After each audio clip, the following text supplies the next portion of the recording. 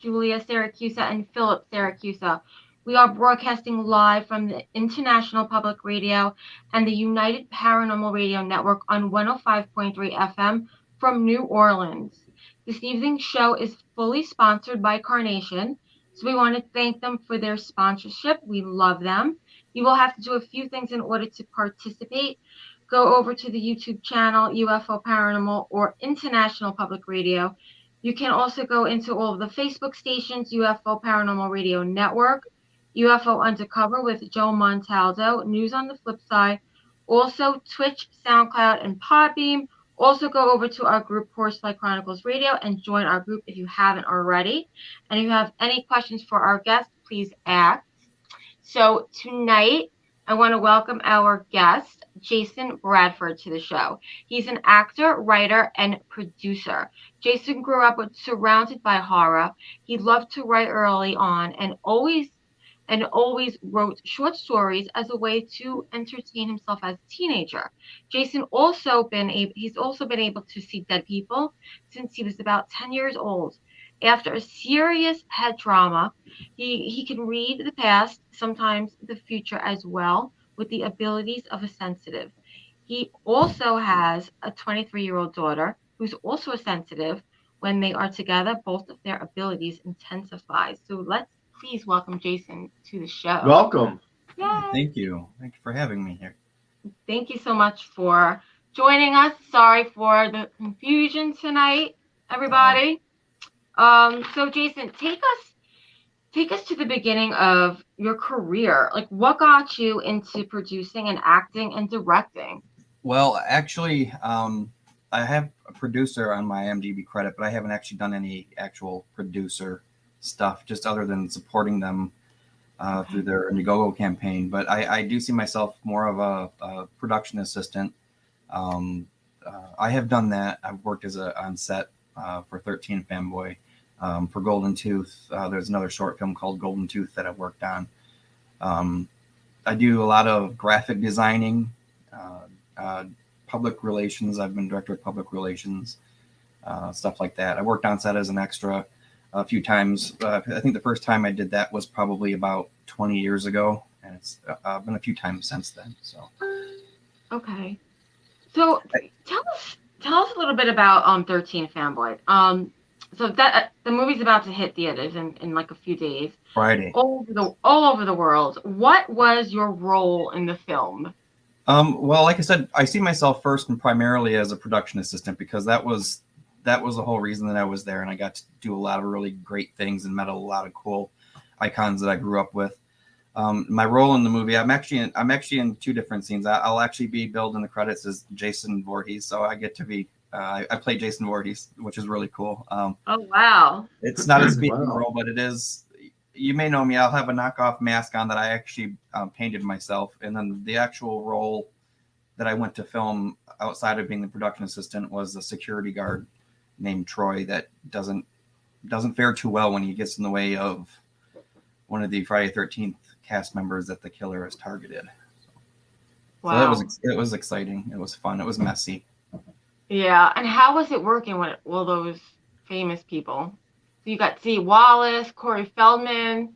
It was amazing. I didn't get to film in the January shoot where Dee Wallace was there and CJ Graham, but I did film in the July shoot. I got to work with Corey Feldman, Judy Aronson, Tracy Savage, Deborah Voorhees. I got to meet Drew Leidy and Haley Greenbauer, who's our leading lady, with Dee Wallace, and everyone was very sweet. The set was always kind, laid back. It was hectic and busy. We worked our butts off, but it was a great atmosphere. It was very positive. There was never any drama or catastrophic events or anything like that. It was a really great experience.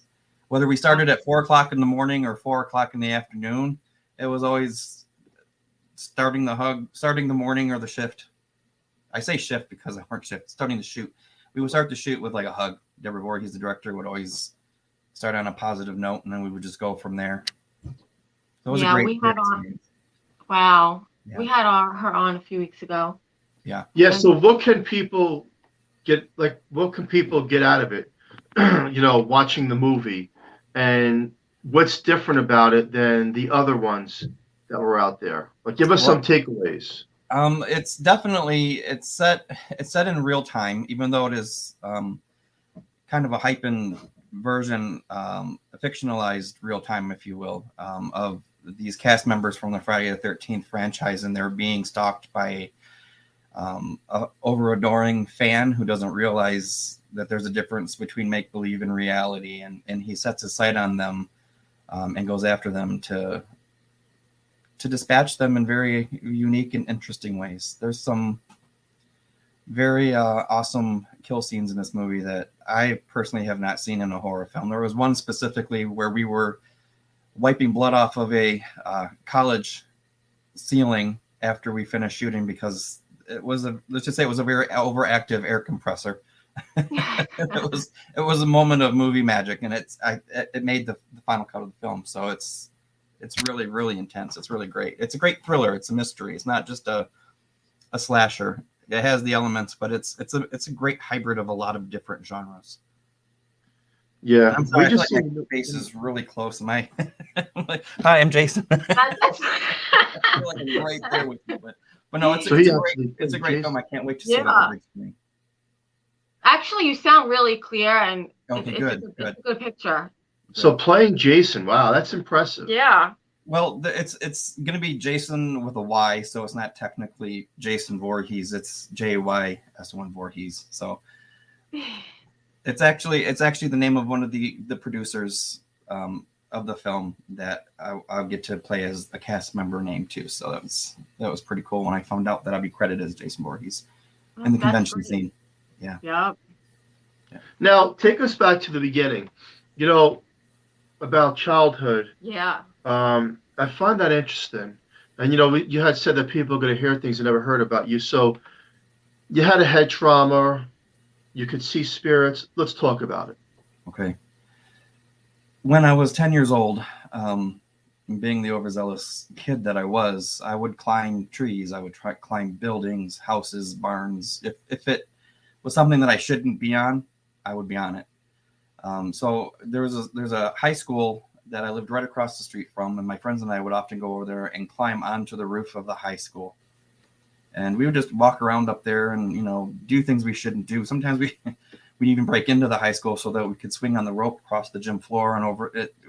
If our parents knew what we were doing, they probably would have had a heart attack. But one day we were up on the roof and we were coming down, and I missed my step and I fell. And when I rolled over to what I thought would be getting up, I rolled off of the roof and I hit my head on the way down. There was a big steel contraption that was as tall as the building. I hit my head out on the way down and I landed on my back on concrete. We were probably about 2.5 stories high.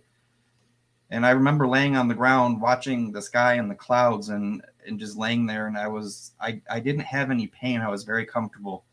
And it's like I didn't really know what happened. And the next thing I know, I looked over and I see my mother and my 9-month pregnant sister come running across the street over the high school field to me. And one of my friends swore to me that the entire time I was laying there, my eyes were closed. So these memories of the clouds and stuff, she said that's impossible because they were watching me the entire time. So anyway, I went to the hospital. I bled a lot in the back of my mother's car. And went to the hospital, ended up getting 36 stitches in the back of my head here. If I don't have hair, it's a rather large scar. Have some numbing on my right leg still, a scar. I had arm injury. It was a uncomfortable mess for quite a while. And probably about a year later, I saw my first, I don't want to say ghost. It was more of a shadow, I guess what you would call a shadow person I saw. It was our first night in a new place, and I was laying in my new bedroom, and the door opened just a little bit by itself. And I thought it was my mother. I was, like I said, 11 years old, and I saw this dark shape figure, kind of like a misty texture, transparency, almost solid, come into my bedroom, and it stood next to my bed like it was looking down at me. There was no face. It was just a shape. And then it turned and it pushed the dresser, and I thought this might have been a dream at some point of the night, and it pushed the dresser flat up against my bed, and that turned and it went into my closet. And the next morning, I remember laying there under my blanket, terrified to move or to look out from under my blanket, but I eventually fell asleep. And then when I woke up, I thought it had been a dream. So when I got up the next morning and I went to throw my feet over the bed, I kicked the dresser, and the dresser was pushed straight flat up against my bed. And I never did see that black cloud again, and I never had any furniture, and when I lived in that apartment, that heavy move again. But that very first night, it definitely made an impression. I would hear voices in the wall. I would hear breathing. Usually when you see a ghost or an apparition, you would see it from the corner of your eye, from your peripheral vision, and when you looked, it would be gone. That's usually how they're seen. I had seen a couple of them when I was younger where I would turn and look, and they didn't disappear. They stayed right there and continued walking toward me, and then they would just slowly evaporate. So it was a very busy apartment building. I will say that. There was a psychic that came over, and she walked around. She says, you have a portal in your bedroom closet. And I thought about that black shape walking into my closet. And she said, come here, I want to show you something. So I went in the closet, and she says, feel to the left of you and see it's there's no different than your bedroom. And she said, now put your hand to the right. And it was like putting my hand in a refrigerator. She said, and that's where they're coming and going from, is your bedroom closet. So I would eventually have friends and family come over and witness things, pictures falling off the wall, glasses shooting out of the cupboards. I had friends, my mother herself, they would come over, they would doze off, and they would have experience astral projection with their bodies, looking down upon their bodies as they're rising up when they get to a relaxed state. That's happened to a few people. And they said it never happened to them in their life before or since being in that apartment. It's cool. I'm literally 5 minutes from that apartment now, so I'm still in the same area. Wow. There was one particular that he's still around. His name, we named him Farmer John. He was with a young girl with braids. He appeared to me one night. I never saw the girl again, but Farmer John, he definitely made his mark. He made himself very comfortable. There's probably a good 7 or 8 of us who have seen him. And he's still around. Years after we moved out, we spoke with the new people in that apartment, and there was a 5-year-old little boy who would talk about the old farmer who would come and play with him.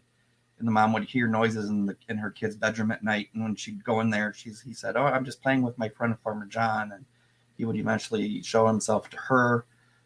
So yeah, there was a lot of stuff in my younger years that would progress into my teenage years.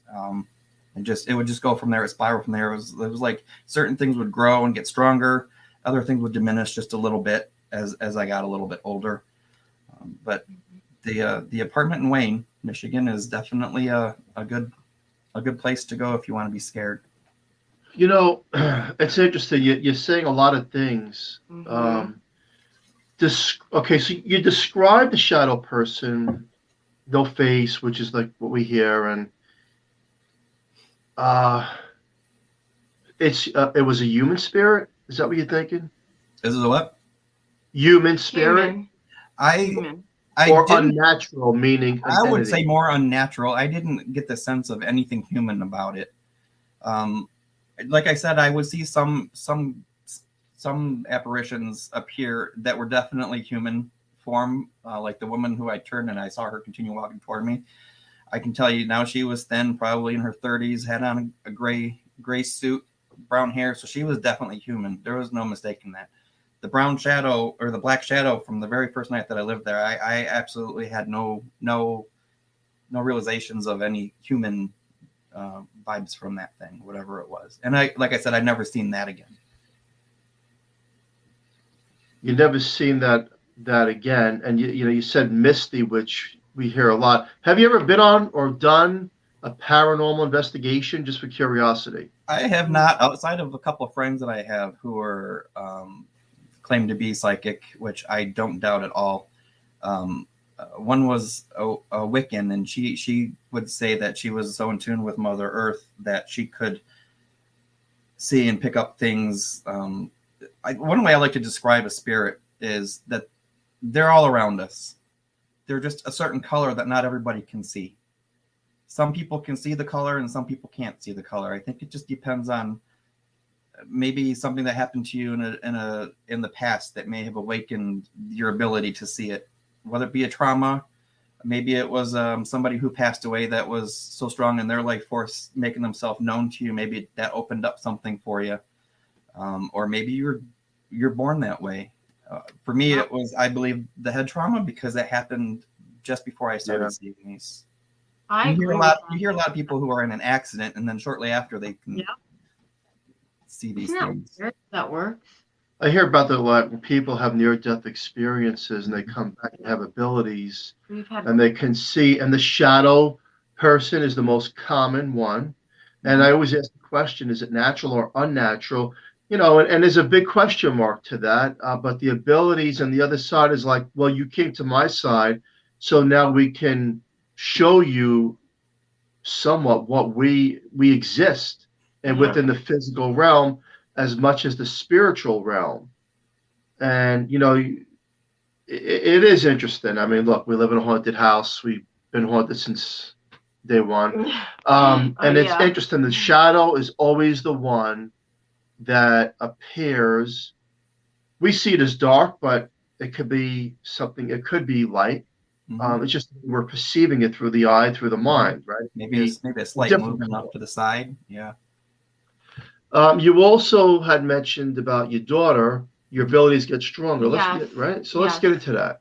My daughter. I didn't. Speaking about this so openly right now is the first time that I've ever spoken publicly about it. Usually, I keep it to myself. Only people who are closest to me know about it. So, I never really told my daughter about it until she came to me and she said, "Dad, I think there's something in the house and I can sense it." And that's when I'm like, well, and I explained the ability to her, and I told her what I could do. And probably about 6 months later, her mother's friend claimed to have disturbances in her house that her grandmother had passed away in. So we thought, hey, let's test this out and let's go together and see what happens. So we went to her house. We actually split up. My daughter went one way and then I went the other way. And when there was a basement, it was a 2-floor house. And when she went to the basement, I would go upstairs and then we would switch so that we were never on the same floor. We were in the house for probably about 30, 40 minutes. And then when we finished, we exchanged notes for the first time in front of the house owner. And everything that we had was spot on the same. We told the woman the name of her grandmother who had passed away, who neither one of us knew. I believe it was Martha. And so that definitely brought tears to the homeowner's face. She just wanted to know if her grandmother was at peace or if she was upset about something. And that's why she had us there, just to see if there was something bad going on. I don't remember the outcome of it. I would assume it was good and nothing negative, because I would tend to remember that more than the good stuff, which I don't know why it works out that way, but it does. Through your experiences, do you believe in an afterlife? I do believe in an afterlife. I think we come and go back and forth so many times. I do believe in heaven. I believe in hell. And I believe that we spend a lot more of our time once we passed on in a different place than those two. There's a documentary that I recently watched on Amazon. It's called Life to Afterlife. It's called Tragedy by Design. And that there were so many things that I was thinking made sense before I even watched it. And they touched on almost everything that I had in my mind as a possibility. And I thought, yeah, that makes sense. Hold on a minute. I'm sorry. My cat's... Hold on. I'm sorry.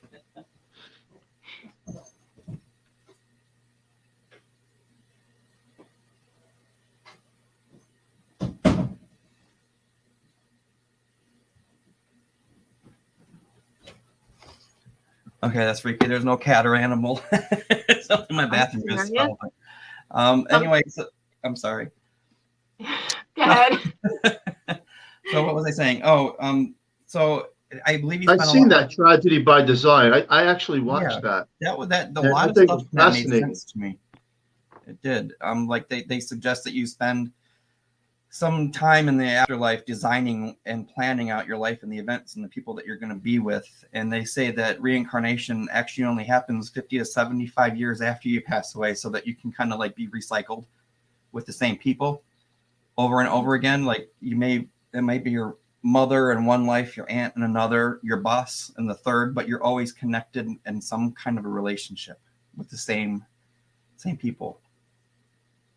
So you think that we've written out our lives before we're born? I don't know for certain, but it makes sense to me. as a kind of a learning experience so that you can strengthen and grow and move on. And then in your next life, you're that much of a higher spirit, elevated up a little bit higher.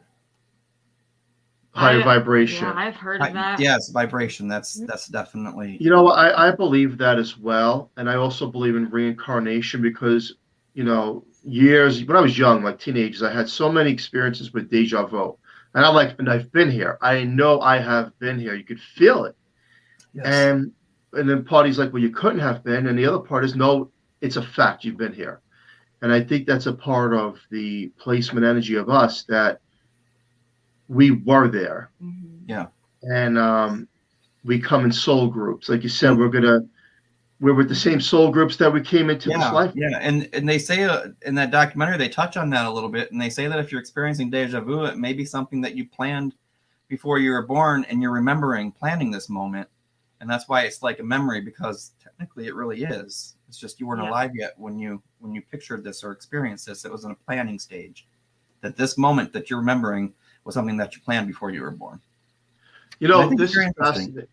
It's fascinating, and this is something that's happened to me, and I'll die with this. Is that at the age of 14 years old, I remember it was like an active neighborhood, summer day. Everyone's out playing in the street, playing ball, and I was like, through the mind, I was frozen, not cold, but I couldn't move. I had no control over myself. And I remember this voice coming through saying, Philip, are you having a good time in your life? And through my mind, I'm responding. And this voice was very intelligent. It had a little bit of an echo to it and very, very domineering.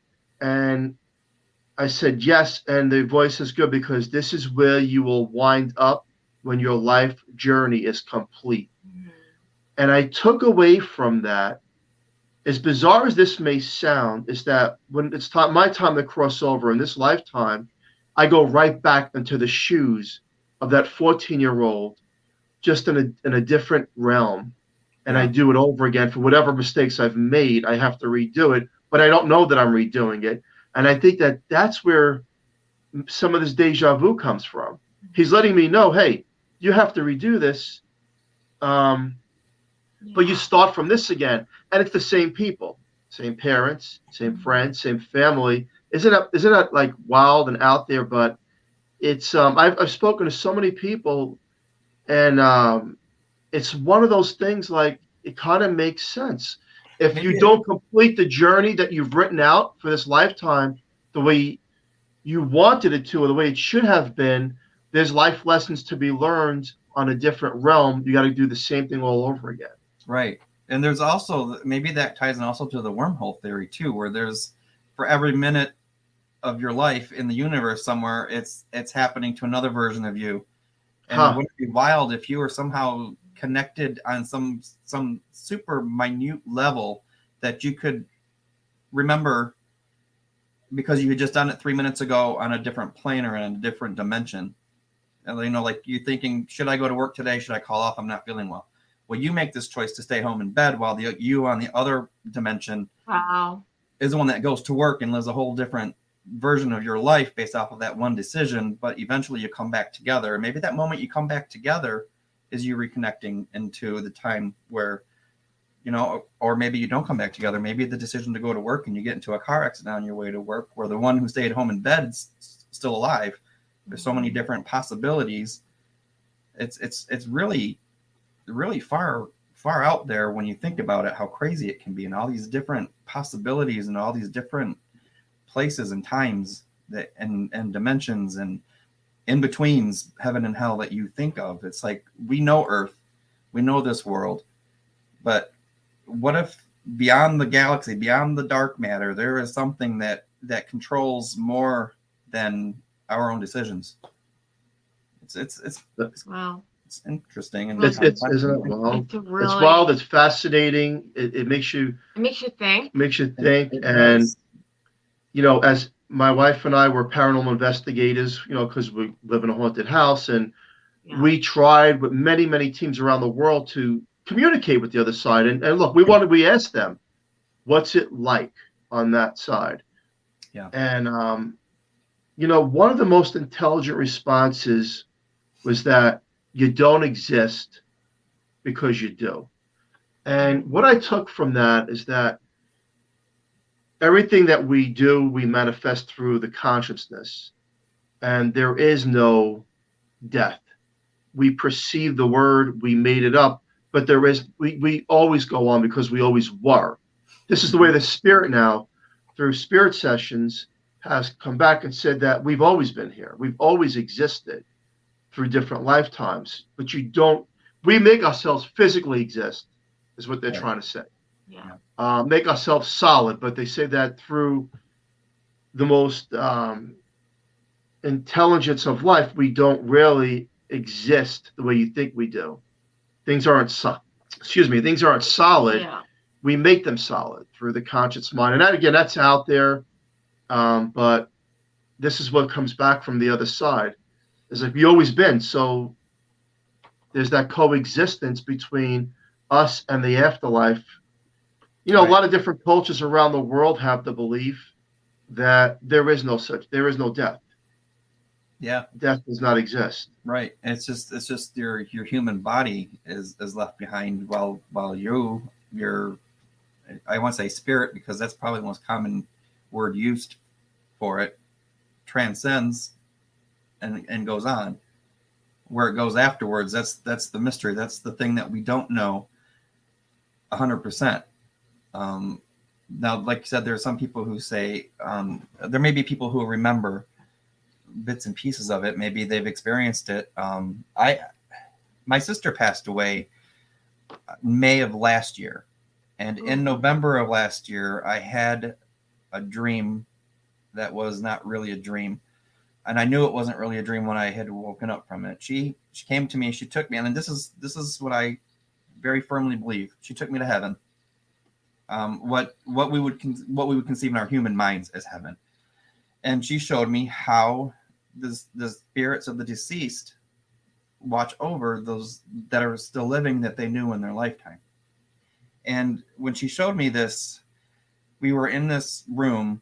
It wasn't really a room. It was, there was like no walls, there's no floors, but you have the sense that you're in a room. And you're standing on this floor that isn't really there, but you have the security and comfort that you're standing on a floor. It's hard to explain, but you're looking down at what appears to be the universe. And she explained to me that every single star and every single planet in the universe is actually the life force of a person still living that they knew before they passed away. It could be that little girl who lived down the street when you were 3 years old that you only played with once. It could be that your husband or your wife that you were with for 50 years. Everybody gets their own star. And when anybody thinks about you, their star burns a little bit brighter. If they're experiencing great emotional experiences, whether it be happy or sad, a wedding or a funeral or a death or a birth, that star burns brighter so they can say, oh, so-and-so is really happy right now or upset, or they're thinking about me. Let me go see what's going on. Why are they upset? And then they can look over everybody based off of their star. And this is just the best way I can explain it, and see what's going on. They can be there in the moment. Like right now I'm talking about this, my sister, my star for her was burning bright because I'm talking about her. Maybe she's here watching and saying, okay, this is what's going on right now. And it made sense that she can watch over every single person and know with clarity with each individual at that time, like divide herself up amongst all of her millions of stars and have acute awareness of each one personally. And I thought when I woke up, I can't tell anybody this. What if I get her in trouble? Maybe she shouldn't have shared this with me. And so I didn't tell anyone for quite a few months. And then I was online at work. My coworker was going through images and she came across this picture and I wrote it down. There was a painting by, have you heard of, I'm probably going to say this wrong, Akiane Kramaric. Have you heard of her? She's the 8-year-old little girl that had been to heaven, and she painted images. She drew the painting. She did. There's 3 of them that she painted. One is called The Light, one is called Creation, and one is called Jesus, the Missing Years. Yep. Wow. And in every one of these, there's that universe. Yeah, and her artwork is phenomenal. It's going for like millions of dollars on the internet. Yeah. Wow. But in every one of these images, she drew that universe with the stars. I knew exactly what they were, and I thought, well, if she's drawing it, it's definitely out there. If she's painting it, people know. So I'm like, I know what that is. That's not the universe. That's the living people being observed by the dead. And like I said, I don't tell too many people this because you become Well, a it's surrogate. sentimental to you, of course. Yeah. It's your sister. Of course you don't. Yeah, But I'm glad you shared that because I know what you're talking about. And again, that rings a lot of truth because I study near-death experiences and the people, and especially the young kids who can come back and draw pictures of heaven. yes, And just like that movie there, Heaven's for Real. Yeah. yes, And then he said that he had a sister. Yeah. Right. Yeah. And they were blown away. Like, well, how did you know? Because he met her. Yeah, and wasn't she playing on a swing or something in heaven, and she introduced herself to him as a sister? Yeah, yeah. I think that's fascinating. When I was married, my wife and I lost our child before he was born, and recently she had gone to a psychic, and she says, "Oh, you have 2 children," and my wife said, "Or you have a son. Your firstborn was a son," and she says, "No, my firstborn's a daughter," and she says, "No, you have a son in heaven." Who went to heaven before your eldest daughter was born, and she nailed it right on around the time frame that would have been. And she described how he looked and other personal things that made my ex-wife a true believer that she knew what she was talking about. She named her grandmother's nickname Beeger, which we called her Beater, but it was supposed to be Beeger, but one of her grandkids couldn't say it. So with all these little things that made sense, and she talked about the son that died and before birth being up there as an angel watching over us. It touches on that whole little boy who had a sister who was up in heaven. It's like they're still there as our family. Maybe they're waiting for that 75 years so that they can be reincarnated again, like that documentary said, or maybe they're just hanging around, or maybe I don't know how it works once we get there, but. I mean, I believe that. I definitely believe that. It's just we're not gonna. It's so many. Well, I've had suppressed memories questions that I've talked about that going through a tunnel at a young age and seeing my grandfather, who I've never met because he was deceased before I was born. Yeah. And I remember his exact words. He said, "Hello, Sonny," and he was by this beautiful gates and this incredible looking sky and the brightness and I didn't know where I was. And then my grandmother, who I met. She died when I was young. She pointed and she was mad at me and she goes, "Go back now. It's not your time." I was like, "Grandma," and I felt myself getting pulled back like a vacuum. Yeah. That was in your book, wasn't it? I'm sorry? That was in your book, I believe. That was in my book. Yeah. And I'll never forget that. She was upset with me and I was pulled right back through this wormhole, like you said earlier. It's like a vacuum hose. And it's so fast. And then all of a sudden, it's like snap, you're right back in your body. Yeah. And I'm a firm believer, 1,000,000% in heaven, in hell, in the afterlife. And some of this doesn't go according to religion, like reincarnation and some of the experiences that we have. But, I can't explain everything. I can only explain that. What you've experienced. And that ghost. All real, period. And I was I didn't want to believe in ghosts. I had this, like, no, it's not real. It's the mind. And, but when you see toys going off by themselves with no batteries, then you got to ask yourself, well, I can't scientifically explain that. I don't think anybody can. Yep. It's like we have the memory of everything from when we die, but when you're reborn in the human body, it muddles 99.9% of all of those memories and experiences, and you remember absolutely nothing. There's actually this movie that I saw in the 80s. I don't know if you've seen this one, called Chances Are, with Sybil Shepherd and Robert Downey Jr., where her husband is hit by a car and dies, and he goes to heaven, and he skips the line where you get the shot in the arm to make you forget your life, and he's reincarnated, and he sees her and he remembers everything. It's like something happens when you're born and you just forget your life. You forget all your experiences in the afterlife, and then you start again, and it's like everything is just taken away from you, almost. Everything's taken away from you. So weird and well, you know what it is. I think that if you remember perfection, like let's just say we could all remember being in heaven, how perfect it was. Unfortunately, there would be a lot of people saying, "I'm done here in the physical world." Yep. Yes. And that's not the way it's supposed to be. But that would also probably diminish free will, and where you think if you know for sure there's a heaven and what's up there, your will is taken away from you because you're automatically make your choices based on that, where you want to go. Yes. I mean, faith is strong, but to see something solid or to remember something that was definitely you go to the Grand Canyon, you see the Grand Canyon, you have that memory for the rest of your life, and you know you can go back to it. I think if you had that ability with heaven, like I said, your will would be gone, and every choice you made would be to lead you back to that. And I think that's where the free will comes in. I agree. Free will. And, again, on the spirit connections, like a lot of these paranormal teams, they'll bring in their equipment and spirit boxes where, look, I think the most evidential recordings are through digital devices where there's nothing else in the room that can talk except for you. And if you're not talking and you're hearing something based off of your question, like, is anyone here? And you get a response, yes, from the other side.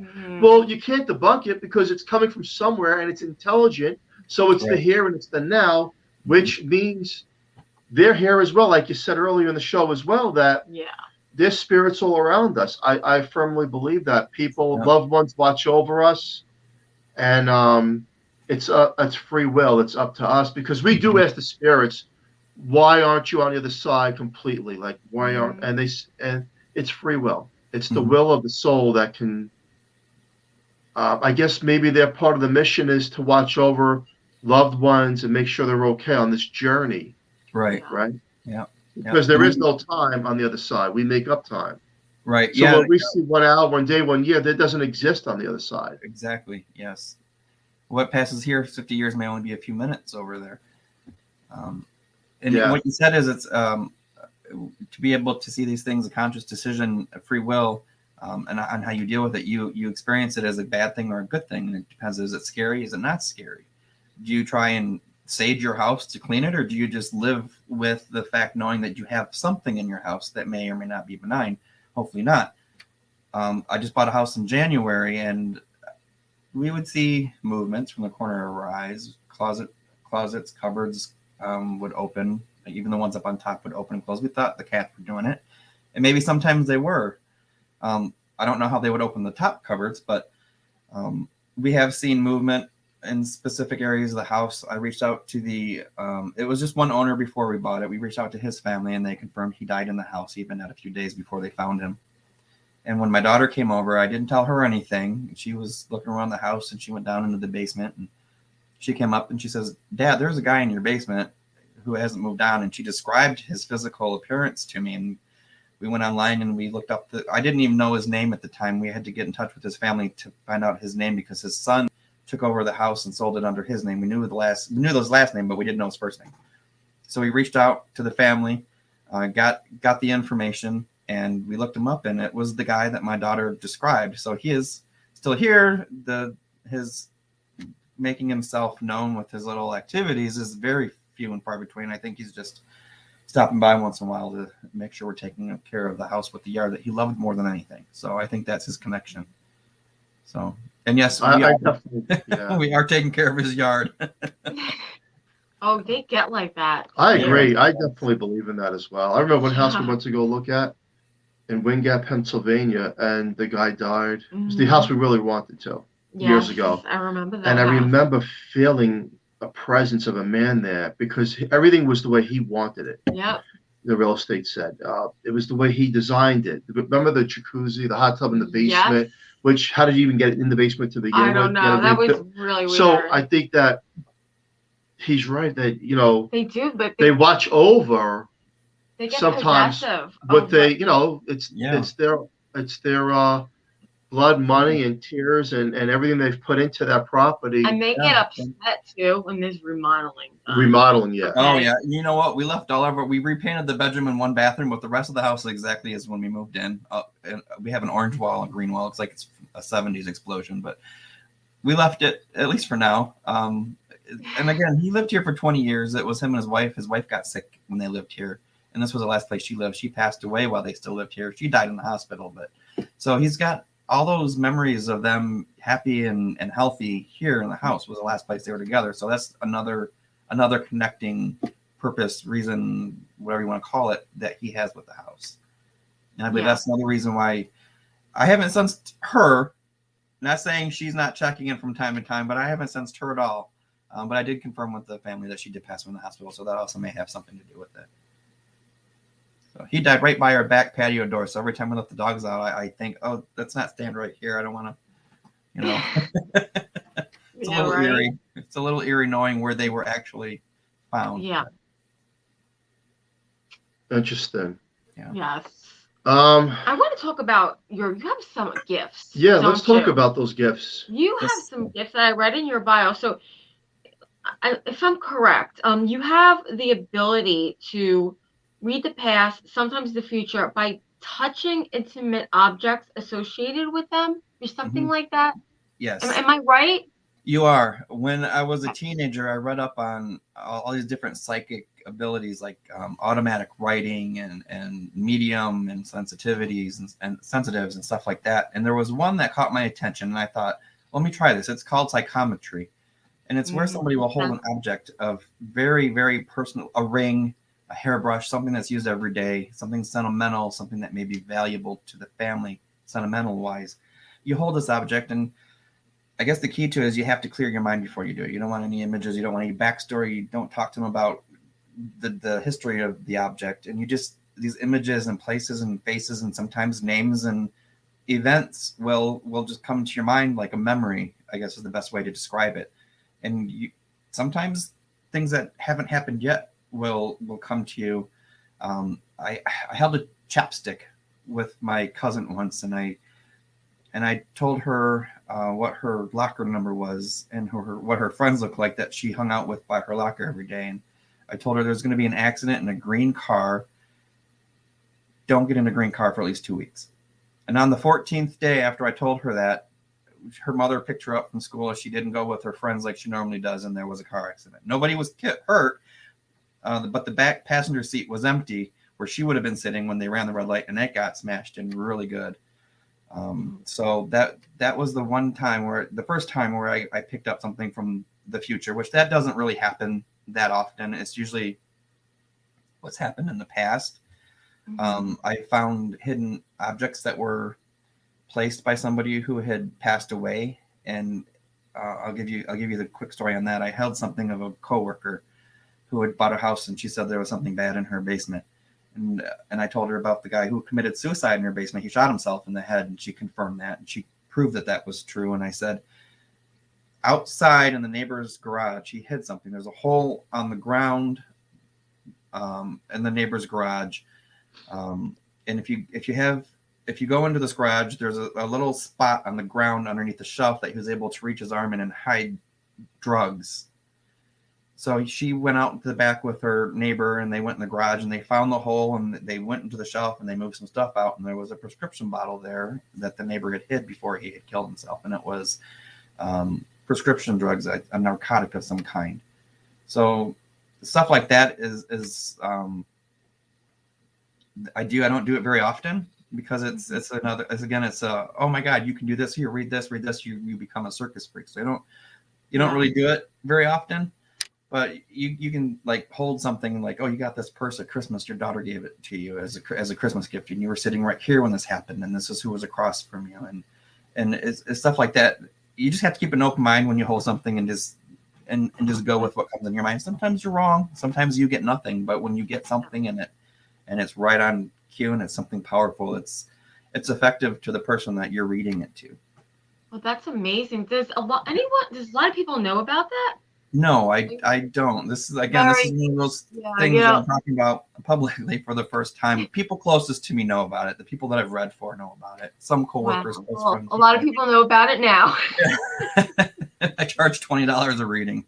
Well, I mean, I would say that you're a psychic medium. I mean, wouldn't you agree? You definitely have abilities. I mean, well, I don't. As far as like walking into a house, I can pick up the energy, and I can say so-and-so is here. This is what they look like. This is what they did in their lifetime. So it's kind of like a psychometry when you go into a house too, but that's also part of the sensitive aspect of it. When you can walk into a house and be like, somebody died here, they had kids, this happened, that happened.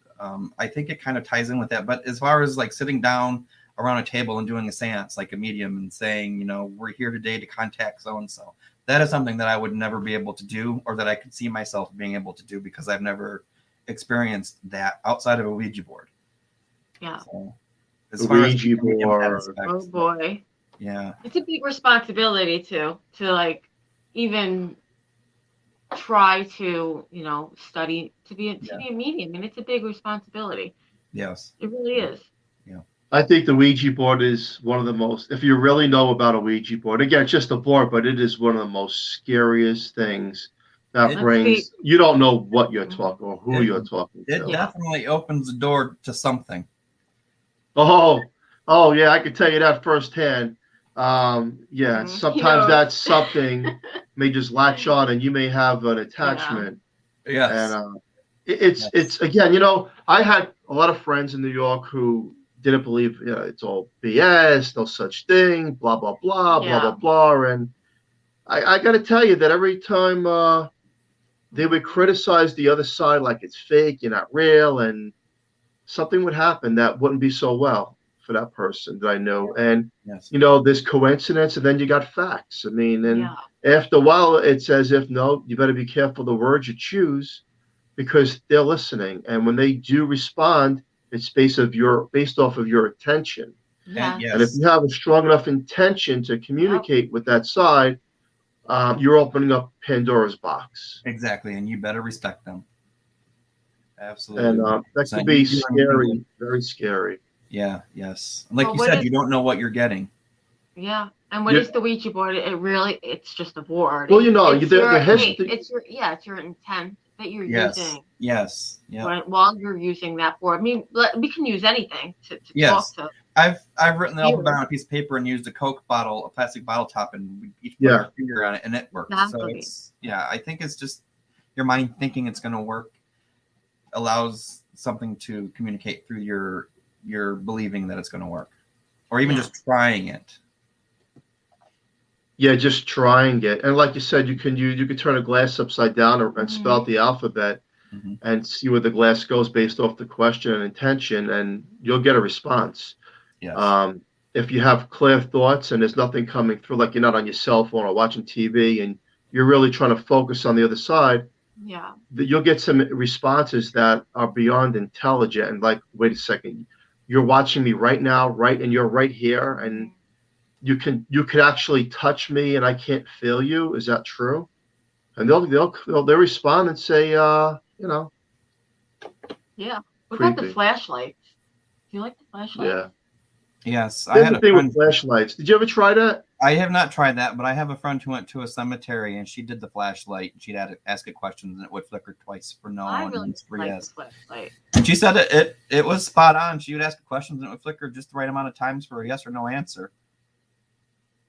So I believe it. Spend all this money on so much equipment when you could just use well, you can use ordinary things. I mean, go back to the 70s. Flashlight. Yes, exactly. Go back to the original things. But I believe that the dream state is the state where we have the clear thoughts. If you didn't go to sleep with a mind filled with problems throughout the day, if your thoughts are somewhat clear, those on the other side can communicate with you. Yes. Many of friends I've lost 9/11, unfortunately, were cops and firemen, and I would see them in a dream state, and I haven't seen them in years, but they look so good. And I'm like, you can see me, and they just smile like, yes. That's when your mind is the most open. You have an open mind when you're sleeping because everything else shuts down. Edgar Allan Poe always said, had once written that sleep was little slices of death because that's the closest that you get to it. Wow, I like that. That's Say that again. Little slices of death. Edgar Allan Poe wrote that sleep is, I believe the quote was, sleep, little slices of death. How I loathe them. Wow. I mean, wow. That's little that slices. makes a lot of sense. Yeah.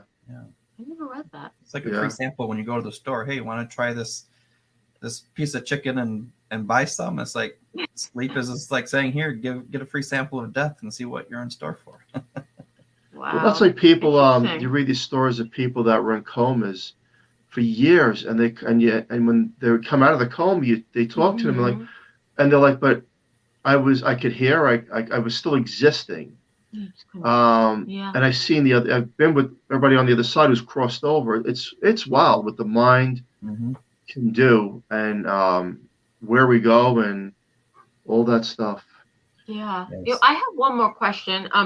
You have the gifts that you have, do you think were they passed down from like family members, your mom, your dad? I don't know. I've asked my mother about it. She said the only experience that she ever had was when her body left, or her spirit left her body in that apartment that I had mentioned. She said she never experienced anything before or since. And I don't know about my grandmother, my paternal or maternal grandmother. I don't know of any abilities that may have had. My daughter, I don't know if it's something that you're born with, something that you acquire. My daughter has not had any traumas or anything. She did get very, very sick when she was about 1.5 years old, and we thought we were going to lose her.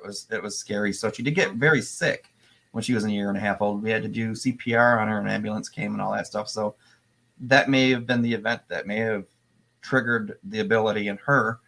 But she is the only other person in my family, my direct close family that I know that can do it, other than, a couple things where they're like, I had a feeling something was going to happen, and it did. Yeah. But she's the only other one I know. So as far as I know, no, it's not hereditary that I know of. Okay. Wow. Interesting.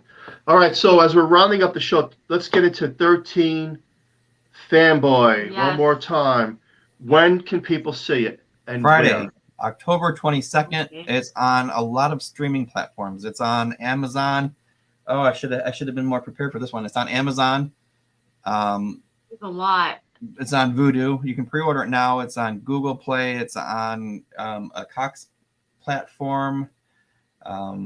It's like 12 different platforms. And it's also in theaters. There's a listing of theaters in Deborah Voorhees Cheer Horror Group. So it's playing in I think there's it was, the last I knew, it was 30 cities, and it's expanded from there. If anyone here is in the Detroit area, it's going to be at the Royal Oak Imagine Theater on October 22nd for a week. Opening night is 7:20 p.m. and 10 p.m. There's 2 showings opening night. So I will be there at the 7:20 showing with the... Are you going to be dressed up like Jason? No, I don't want to draw attention to myself. I'm going to sit in the back. We are so looking forward to seeing it, and especially that we know who you're playing now. Yes. But I thought, weren't you also the security or the cop in the movie? He said that. I'm the security guard. I'm the one when I don't like anything in my ears. Someone has to sit on me to put eardrops in my ears. I can't even do water. And we were pouring blood all over me. And Deborah Voorhees, the director, all I heard her tell was Nora Hewitt did the makeup, and I heard her tell Nora, pour more blood in his ear. And I'm like, oh my God. You're going to have to pass this because I'm leaving. But obviously I didn't. It's been a dream of mine to be in a Friday the 13th style movie since I was 10 years old. So I laid there and just let her pour blood in my ear, and over the next 2 weeks I just cotton swabbed it out. It took that long for the Q-tips to clean again. But it was fun. It was after a 19-hour day of filming, and I went to eat after we wrapped that day, and I went to a Denny's with blood and guts and everything. Not guts, but gore all over me. I wasn't going to go home and shower and go back out. I was hungry. So it was fun. It was a great experience. I only got 20, 25 seconds of screen time, though, so don't. Family and friends, if you're going to see me, just go see it for the movie that it is. 13 Fanboy, the thrill, the chill, the slashing. You want to see it, everyone? Definitely want to check it out. He mentioned a lot of good takeaways. We are looking forward to it. Jason Bradford, as we round up the hour, tell us where people can find you, what you have going on in life next, and all that good stuff. Well, I've taken up writing lately. I wrote a little short story called Bitch. It's your everyday, ordinary love story between a man and a girl. And it's done really, really good at the cons that I've submitted it to. It's made finalist in quite a few cons. One was Shriek Fest, which is a very highly regarded fest. So I'm pretty proud of Bitch. I wrote 3 sequels to it. One was called Son of a Bitch, Big Bitch, and Bitches, but those are probably not going to go anywhere. And then there's the short story that I wrote called In the Shadow of the Boogeyman, and there's just a bunch of different things. The Horsefly Chronicles. So it's a great. I love writing. I've always loved sitting in front of a piece of paper and picking up a pen and just writing. So to sit now in front of a computer and be able to just at these characters that I'm creating on the computer, it's really thrilling. It's such a big leap of excitement from that 12-year-old writing gore on a piece of paper and turning it into your English teacher, which I'm surprised my mom didn't call TPS code on her or anything because of my graphic imagination when I was 12, to being able to sit here and save it and share it and get it noticed at these cons. It's really super exciting. Okay. Awesome. Well, thank you. I enjoy writing more than I enjoy being on a set and doing actual like filming and stuff. I would love, seriously, all joking aside, I would love for you maybe one day to come down to the Horsefly Chronicles home with your abilities. Yeah, abilities. Let me tell you, when I read, I call it reading a house, and I think sensitive is a perfect word for it. Every sense of your body is so heightened that when I walk into a house, if there's something really strong there, and the Horsefly Chronicle house is probably this would happen. I would walk in and I would sense so much that all of my senses would be heightened so much that, and again, I'm admitting this in front of everybody for the first time, it affects you emotionally to the point to where it's like all these emotions just you cry. It spills out of your eyes because it's so uncontainable, and that's like the only place that has to go. So all these emotions is heightened to the point to where you get emotional, and the stronger the things in the house, the more emotional you get. So it's I don't know why it's like that, and I don't know anyone else that experiences that. I think my daughter said it might be that way with her too, but it's very strong with me. So if I walked into your house, if you don't have Kleenex, I'm just going to turn around and walk right back out. Or a box of tissues. It's been a great show. Yeah, we appreciate you coming on. Thank you so much, Jason. Yes, thank you for having me. Thank you. And Julie, wrap it up. Okay, guys. Well, special thank you to Carnation for fully sponsoring the show. We love them. And please join us next Monday night on the United Public Radio Network on 105.3 FM from New Orleans. And stay tuned for the Angel Rock with the amazing Laura Lee Oaten coming up next. Thank you, everyone. Thank you, Jason. Have a great night. Be safe. And we'll catch you soon. Okay. Thank you. Good night, everybody. Good night. Good night.